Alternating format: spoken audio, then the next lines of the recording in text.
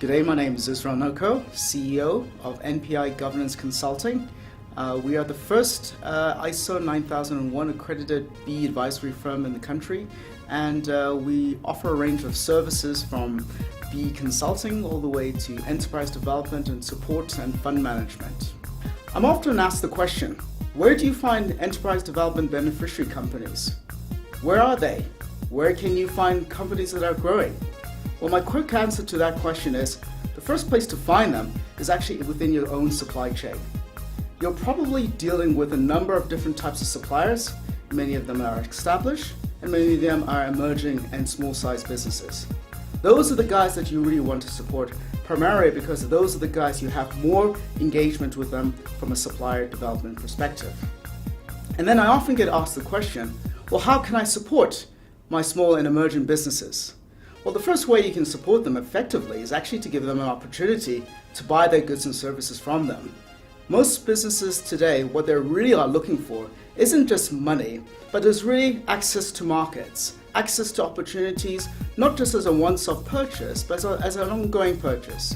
Because as we all know that it takes about 3 years to grow a business, the most effective way that you can actually do that is to give them a 3-year contract. The second way of supporting a small business is by giving them an opportunity to build up their capacity. Now, in most cases, most small businesses will have some sort of technical expertise, or maybe some operational expertise, or maybe some strategic expertise.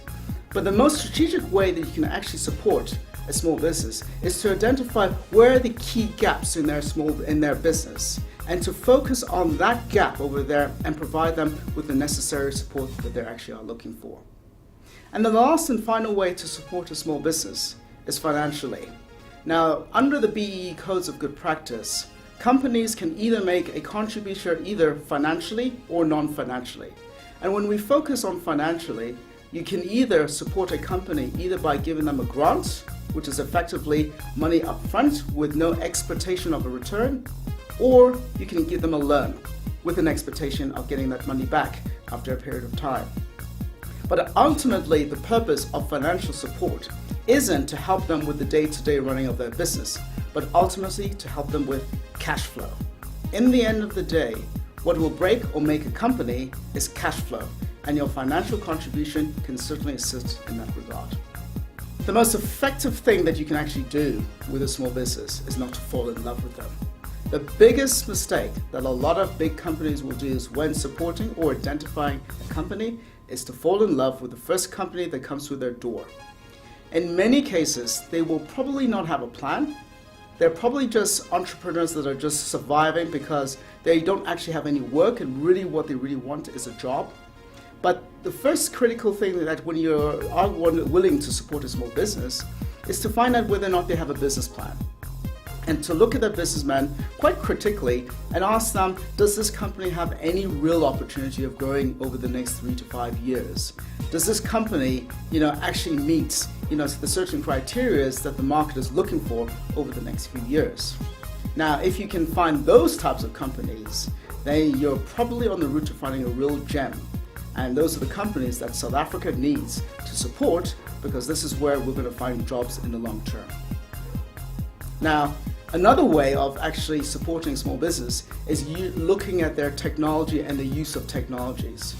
In the last 5 years, the way that technology has actually entered and disrupted the way that we work, the way that we live, and the way that they think, is that technology is an enabler to actually grow their businesses. So if they're not using technology today, you really need to start getting them to focus on the variety of types of technologies that are out there and to enable them to grow in the way that they potentially have the right to do so. Enterprise development has been around, way before the 2007 BEE Codes of Good Practice were even first gazetted. Companies like Anglo Zimele, as well as South African breweries, had already had their programs in place. And some of those programs have yielded quite a few interesting results. However, some of them also have yielded some codependency relationship between the small businesses as well as large business. So since then, there's been a lot of learnings that we've actually been able to take advantage from. And as a result, We hope that many small businesses will be able to learn from the experiences from the past and to be able to take advantages of the new opportunities to be presented going forward. From my perspective, I am a supply development beneficiary of IQ Business. And when I first came to IQ, my business was turning over roughly about 3.9 million per annum. This year, 8 months after being on the program, we'll be turning over 10 million rand in this financial year, which is 3 times as much revenue as we've seen in the last couple of years. The direct result of that is technical expertise, as well as operational expertise, as well as strategic expertise that has made a huge difference in my business. So over and beyond just the capital, those 3 things have actually contributed towards the growth of my business. Ultimately, what we're trying to do with supplier and enterprise development is to make sure that they become operationally and financially independent. The worst thing that we can do for small business is to create a codependency relationship between the big business and the small business. Whilst we're trying to create a symbiotic relationship between the two, ultimately, in the end of the day, after a few years of support, we want to wean these small businesses off dependency so that they can ultimately grow at their own and steady pace. So this most strategic thing that you can actually do in the long term is 1, to give them financial support, 2, to give them operational capacity in the terms of technical skills or strategic skills or operational skills or administrative skills, and 3, to give them access to market. This basically encompasses the 3 pillars to essentially grow a small business and ultimately to grow our economy and ultimately to create jobs in the long term. What has happened over the last 6 years in South Africa is that a number of financial institutions are now beginning to look at creative ways of funding small businesses. A number of them have a number of different specialized units just focusing on enterprise and supplier development. And this in itself has now created an interesting shift in terms of how small businesses can get access to capital over and beyond just the contributions that they can get from companies looking for getting their enterprise and supplier development points. Unfortunately, over the last few years, enterprise development has been seen as a last-minute thing. Whenever companies have to look at their BE scorecard, they'll suddenly realize 2 months or 3 months before the end of the financial year that they have not done anything around enterprise development. And then they'll quickly spend a whole bucket of money and then they'll get their points. What we are encouraging companies to do is to take a long-term view of it, to plan in advance.